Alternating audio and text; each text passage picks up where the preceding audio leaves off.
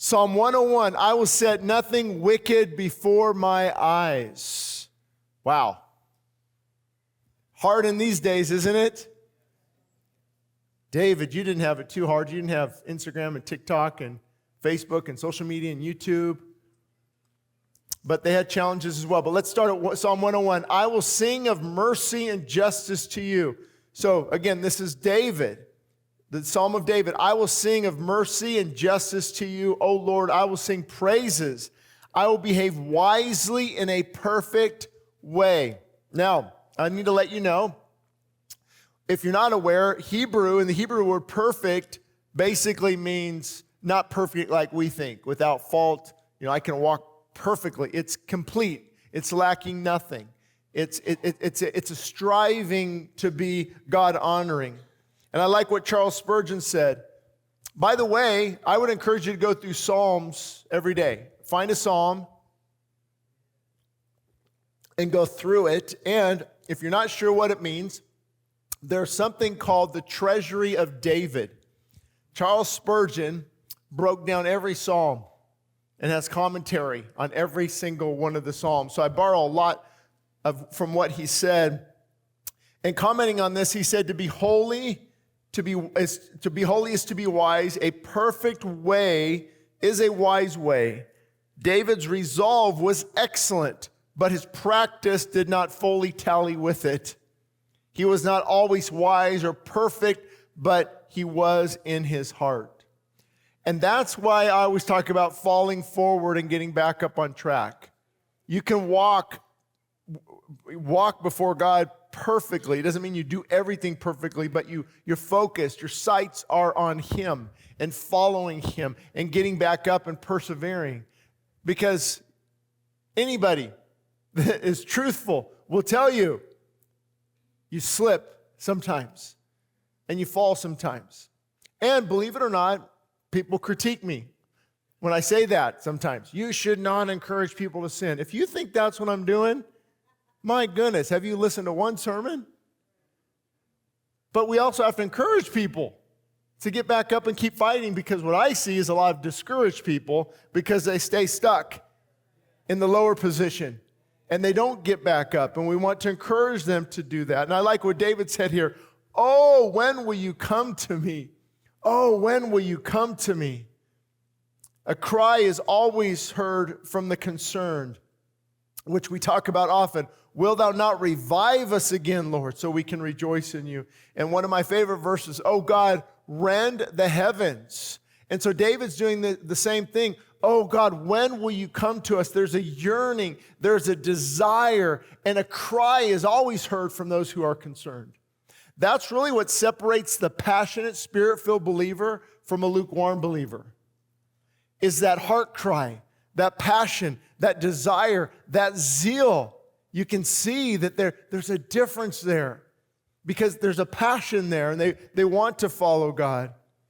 And here is the famous verse, I will walk within my house with a perfect heart. Again, doesn't mean he does this perfectly. It means his focus is on honoring God. And I will set nothing wicked before my eyes. Did you know that your Christian walk begins in your home? That's where it starts. That is what they call the fountainhead. Do you know the big Ohio River has a starting point? Colorado River has a starting point. Sometimes I go, how many of you heard of the Owens River? Up to 395. I can hike sometimes to where these little tiny streams run down to it. And that's what your home is. That's the fountainhead. That's where it all starts. But not only what we view, but also the thoughts we allow and the friends we associate with. So it's not just what we view, it's also what we allow into our minds, the friends we associate with. And again, Spurgeon, piety, which means humility, godliness, must begin at home. Our first duties are those within our own abode, our own home. We must have a blameless heart at home, or we cannot keep a blameless way abroad. Do you sing in the choir and sin in the chamber? Are you a saint abroad and a devil at home? Man, these guys know how to write, don't they? But it's true. Because any man is really who he is at home and on his knees before God. You can come and fool us all in here. Oh boy, have I seen it. It's not too hard, is it? You walk in, hey, how's it going? You say the right things. You know the Christianese, the right language. Oh, the Spirit's flowing tonight, brother. And I just had some incredible time with the Lord. And we can say all those things. Often, I'm going to be careful here, but because I know it doesn't apply to everybody, but I've seen over the years, the more people talk, you know where I'm going with this, don't you? The more spiritual they act, they're really probably not that spiritual. Fake it till you make it. It's the one with that gentle spirit. They don't need to say much. It's who they are. It's reflected in their character. It's reflected in their heart. And we can point them out. We know that they walk with the Lord. But it's those that I don't even know. It's a stance. It's a posture. It's a trying to let you know how spiritual they are. And you know, with the discerning spirit, you can spot it. You can smell it. Sin sniffers are also good sniffers of carnality and fakeness and phoniness. Why do you guys do you hate just fakeness? And just be who you are. If you struggle, you struggle. Be who you are. That's why those who repent and they own it and they work on things, the relationship actually is stronger because there's something about genuine people and genuineness that we really gravitate toward. It's not a facade. It's not fake because you're really not fooling anybody. You might fool that's a hard one. You might fool a few people, but the majority of Spirit-filled believers, those who know the Lord, they can see through that. And more importantly, God knows. I won't enjoy or put up with wickedness, is what he's saying. I won't enjoy or put up with wickedness. I can't remain aloof or unconcerned, even though the wicked freely parade and prance about while evil is praised throughout the land. Don't we live in a very interesting time? Things that would have never been allowed on TV. Never been allowed on TV. Now it's whatever. Things they can find on YouTube. And it's like we have become so depraved, so degraded. And you have to get that stance that I'm not going to remain aloof or unconcerned. Because what that does is, parents, you can open your home to a variety of things when you're aloof and unconcerned. Oh, I don't care. My kids can have sleepovers. I don't care what they watch. At some point, it was so hard for me sometimes to watch, like, parents give their 10-year-old a iPhone. Like, no. Well, hold on. Now, if you've done that, don't get mad. I'm just telling you how I feel. But we got to use a lot of wisdom. 12 years old, 13, 14, they've got to have, looking back, I probably would wait till they're 18. No driving till you're 21. No iPhones till you're 21. No dating till you're 42.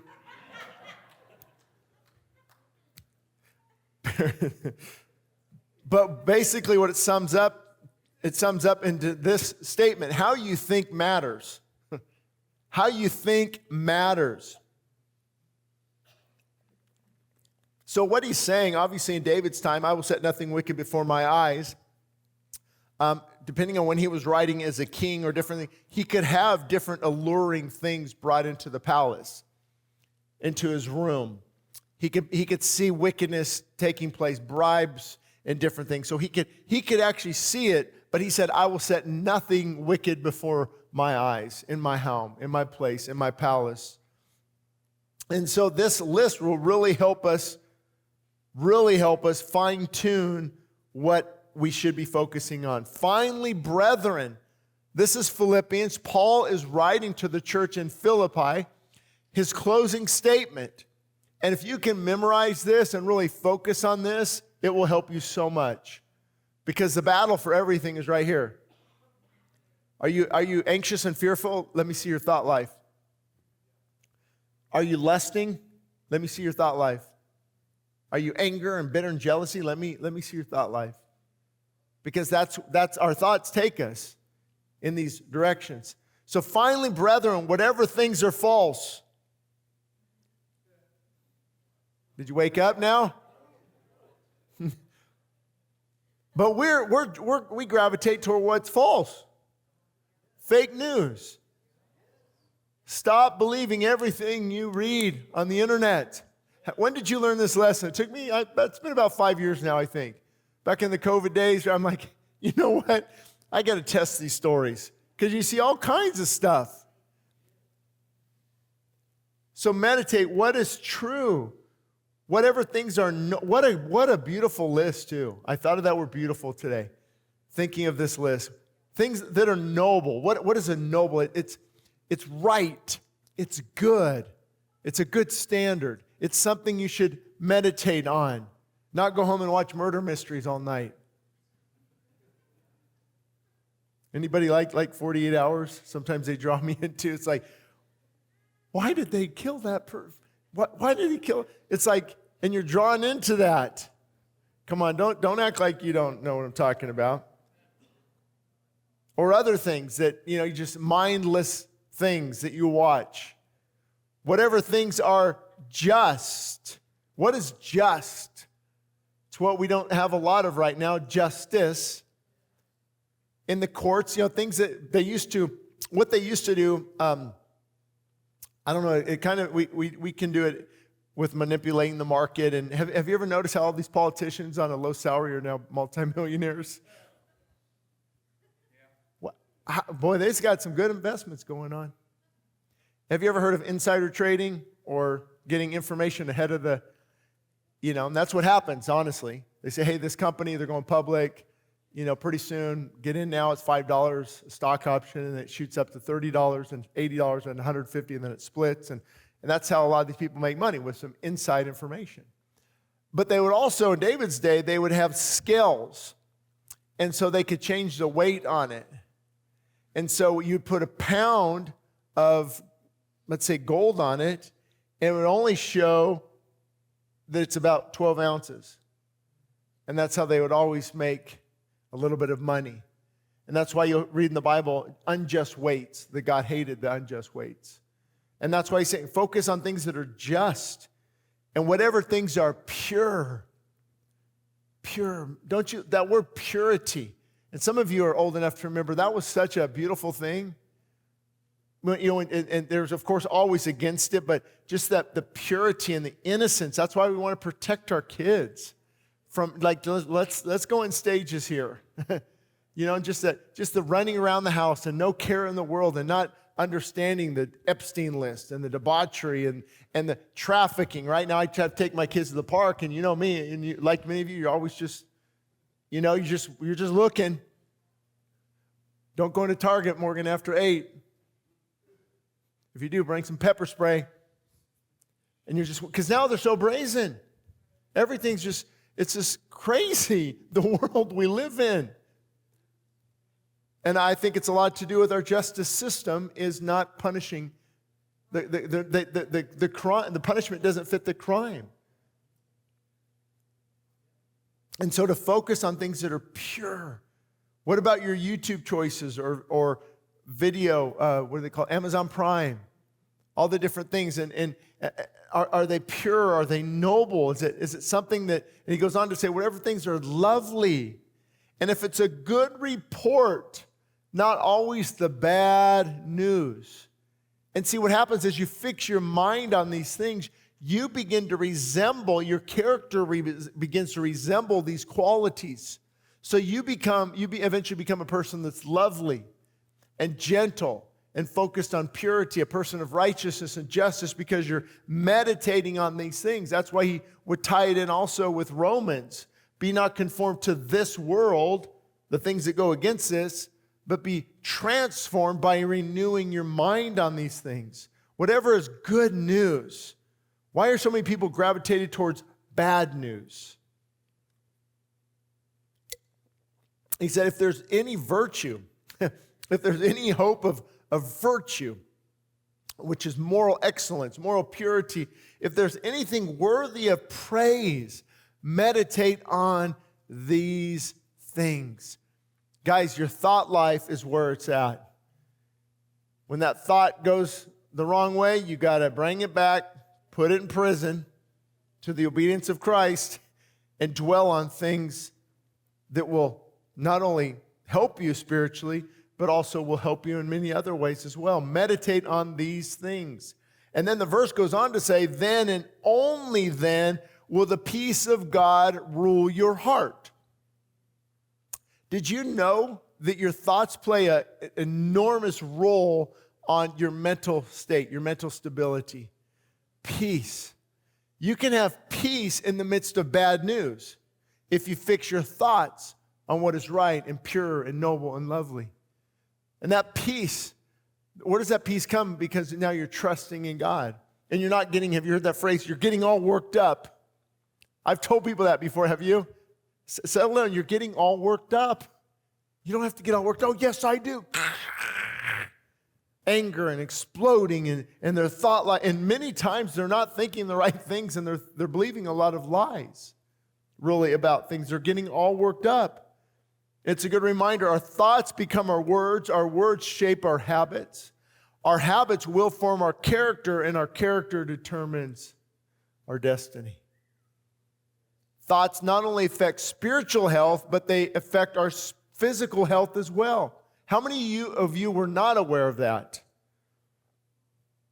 This is from the Mayo Clinic. The long-term activation of the stress response system and too much exposure to cortisol and other stress hormones can disrupt almost all of the body's processes.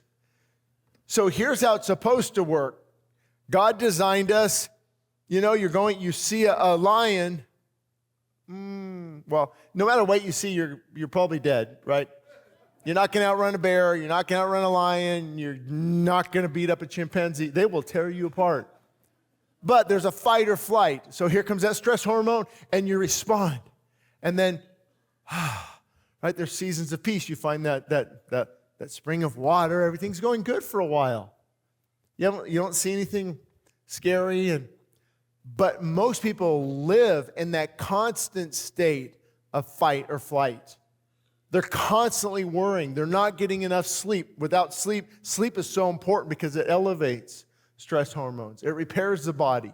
Something I've talked about before in the fasting seminars, brain-derived neurotropic factor, that they're finding is so important to help with Alzheimer's. That actually is increased when you get enough sleep. It helps to clean the body.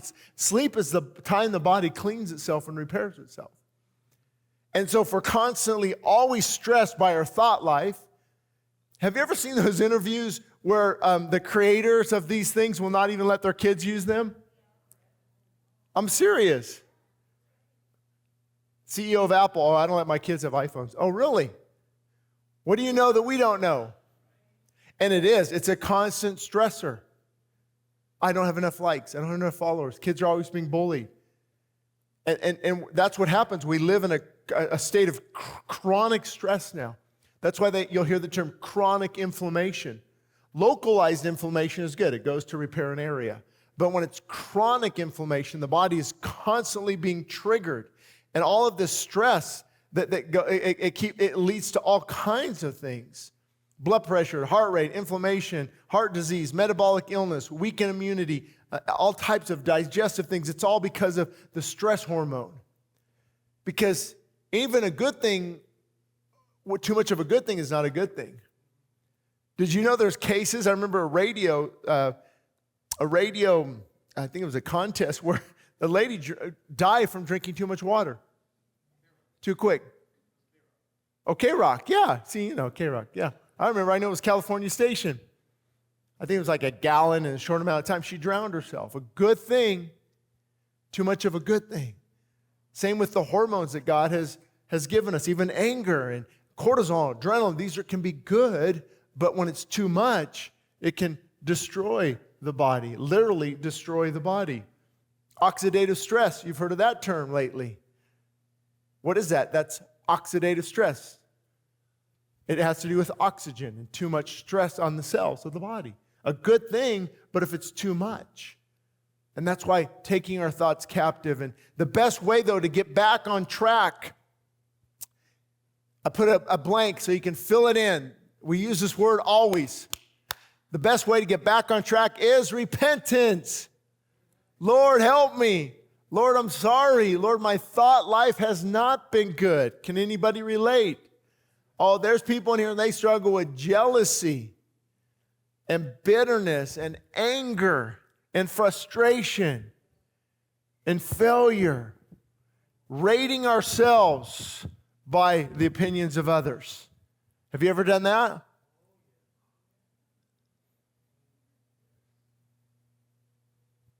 It will destroy us. It will eat us from the inside out. And that's really what I'm trying to teach my kids is stop trying to keep up with the Joneses. You don't want to be a social media influencer. I just was on a podcast today with a man named Mike Singarelli. I don't know if you ever see him. And we talked for quite a while. And he's like 1.8 million followers on YouTube, and how much drama, that extra drama that's brought, and how much extra responsibility. And people don't realize it's not, new levels are new devils. New heights are more fights. And they don't see it. Unless your character is able to withstand that, it destroys you. Allow God to build a ministry in your time, in His time, in your way and in your life. And I had a great talk with Stephen McWhirter after Sunday. Same thing. He's seen so much devastation of worship bands just fall apart because you get the focus away from Christ. When it's on Christ, you don't care how many views, you don't care how many subscribers, you don't care how your album is doing on Spotify. It's about Christ, and there's tremendous peace. You rest and then go to sleep. It's not competition. But you have to take those thoughts captive because the enemy will plant those seeds in there. Seeds of doubt and comparison. And he said, I hate the work of those who fall away. It shall not cling to me. And David I loathe evil. Hatred of sin is a good sentinel for the door of virtue. In other words, hatred of sin is a good guard. It guards virtue. It guards moral purity. I will disown their ways. I will not imitate their policy. Like dirt, it may fall upon me, but I will wash it off and never rest until I'm rid of it. Sin, like pitch, is very apt to stick. You guys might not know what pitch is, but I've helped some roofers put on some roofing. You get that black tar on you, man, it's like days before it comes off. Months, yeah. Well, I have a trick. I'll tell you later. Some diesel fuel. I don't recommend it. But that has to be our view. We've got to get back like the early church in the book of Acts, and even early church in the 1700s, even they hated sin. There was a fight against sin. Now it's like, you know what, man, who cares? Let God convict them. It's no big deal. And that dumbing down of sin. Now you help others, you encourage them, but you've got to fight against sin. Like John Owen said, the Puritan, be killing sin or sin be killing you. You can't play or make a truce with an enemy that wants to kill you. You can't compromise with something that wants to kill you. Do you get that with sin? It's like, sometimes I watch these politicians, like, guys, you can't negotiate with Iran. Or whoever, like, if you do that. No, they want to kill us. Hello? Terrorists are going to tell you what you want to hear. They can lie, actually, according to their beliefs. Oh, I negotiated this, and this is great, and they're going to... No, they're planning on destroying you. How do you negotiate with someone who wants to kill you? Same with sin. That's what it does. It wants to destroy us. A perverse heart, David said, shall depart from me. I will not know wickedness. There's a resolve there. Again, it must begin with you at the fountainhead. Especially men in your home, it must begin with you. I know we like to blame our wives, but it must begin with us in our homes. And what I'm going to read here, although the following verses deal with David's character, they also reflect God's heart. Okay? So this is David talking, but it also reflects the heart of God. He who walks in a perfect way, he shall serve me. He who works deceit shall not dwell within my house. He who tells lies shall not continue in my presence. So David is saying, as a king, this is not what I'm going to put up with in my palace. But in the same way, we know God says the same things. Who will ascend into the hill of the Lord or stand in his holy place? He who has clean hands and a pure heart, and who has not lifted up his soul to worship an idol. It's reflected here in David's house, but also in God's house. Early will I destroy all the wicked of the land, that I may cut off all the evildoers from the city of the Lord. But I want to come back to the statement, since that Psalm 101 is over. But I want to focus on the statement for a minute. Oh, when will you come to me, Lord? There's a heart cry. Anytime they have that oh, especially in the Hebrew language, it adds an emphasis of a yearning, of a desire. You can almost hear his heart. You can hear the prophet's heart saying, Lord, when will you come to me? Because sometimes I don't just need help, I need his presence. I don't just need help, I need God's presence. How about you? His presence brings us both wisdom and holiness. Away from God, we are away from safety. And the verse I use often, but those who wait on the Lord, they shall renew their strength. How come we don't like waiting? Anybody else do not like waiting? Even you go into a restaurant, well, there's a 20-minute wait, sir. What? 20-minute wait. I'm hungry. We don't like to wait. But waiting on God, that's how you actually renew spiritual strength. And before that verse, it's interesting. It says, even the young men will faint and be weary, and they shall utterly fall. But those who wait on the Lord, he's giving a contrast here. Even youth, even no matter what they do, they will faint. But when you wait on God, you renew your strength. Nothing compares to waiting. It's where strength is built. It's where faith is renewed. And it's where our hope is secured. Waiting on God. Because what is it? It's not just waiting. It is trusting. It's not rushing ahead. It's allowing God, I'm waiting on you, Lord. You show me. Now I'm not giving permission for laziness. You get that? There's a time to get up and work.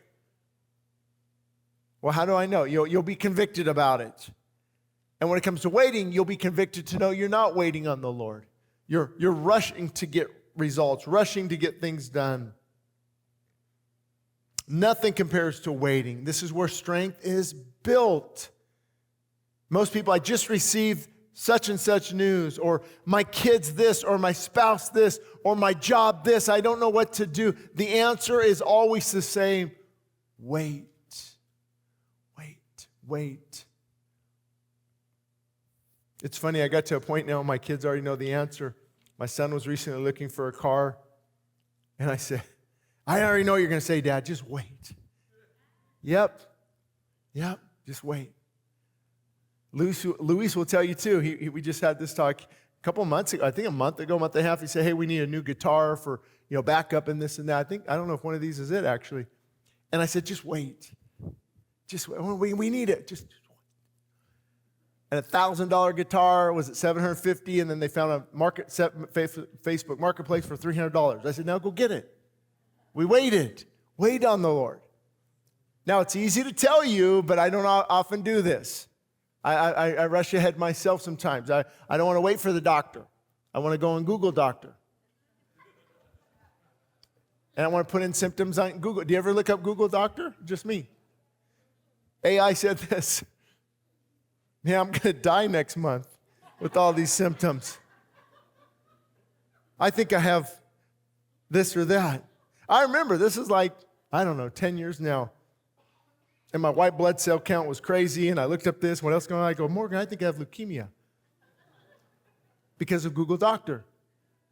And we get worked up on things and said, I want to know. Why do I want to know? Like I said before, so I can fix it. But waiting is like putting my agenda, my goal. It's actually very beautiful because it's trusting God. It's very good for you to get to a point where you say, I don't know. Lord, will you help me? I need your presence. Waiting time at the feet of Jesus is not wasted time. It's spiritual heart surgery. Waiting draws you into a deeper, more intimate relationship with God, and it often leads to deep, soul-searching repentance. It's a vital necessity for spiritual help. So I want to leave you with a few questions. What do you do when there is no answer? You get frustrated? What do you do when there's no answer? Or who do you run to for an answer? Who do you run to for an answer?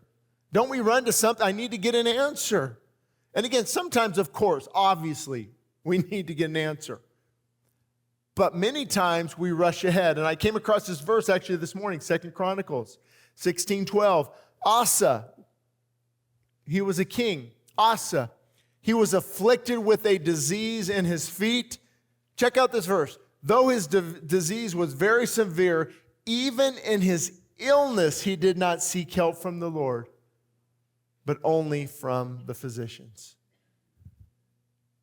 Now, I need to tell you this so you don't get mad at me. The Bible never teaches us to not seek help from physicians or medication. You'll never find where it says, no, don't do that. Don't ever see a doctor. Don't ever see a dentist. You're taking medication. That's from pharmacia. That word in the Greek means sorcery. I know.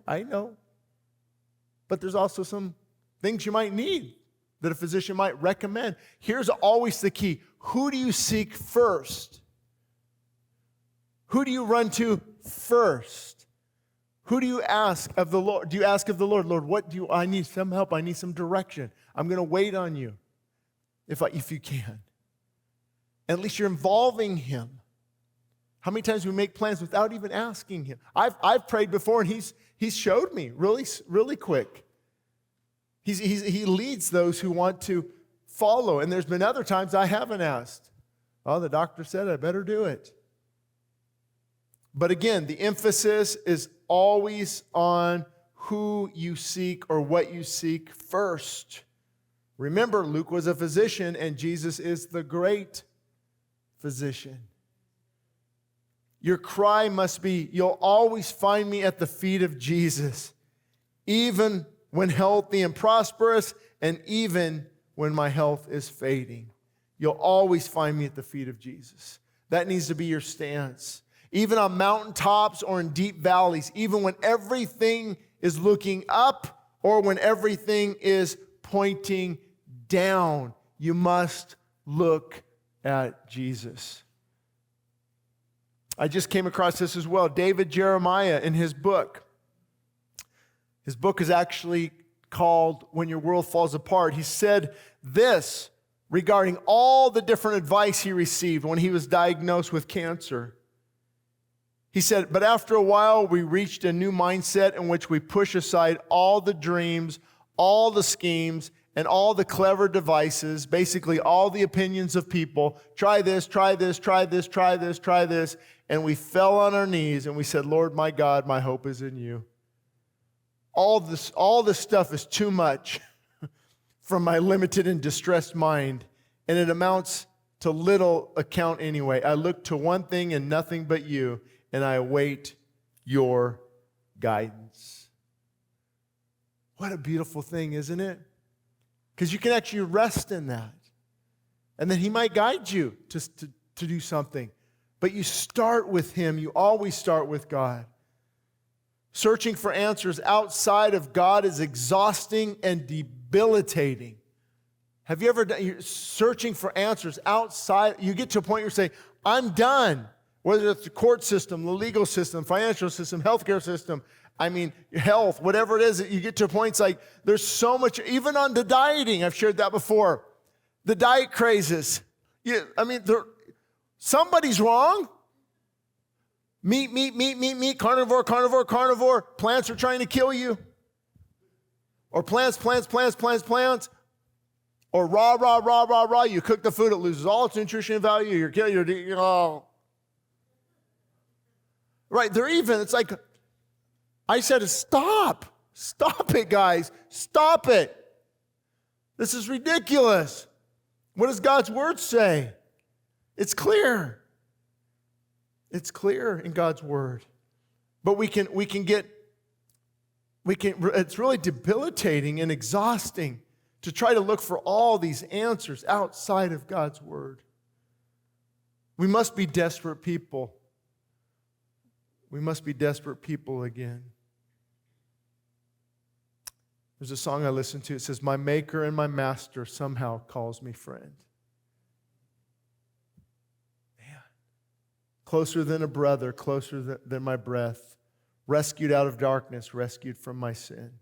My maker and my master somehow calls me friend. Until my final breath, I'm anchored in the truth. Through storms and trials come, you always find me at the feet of Jesus. Incredible.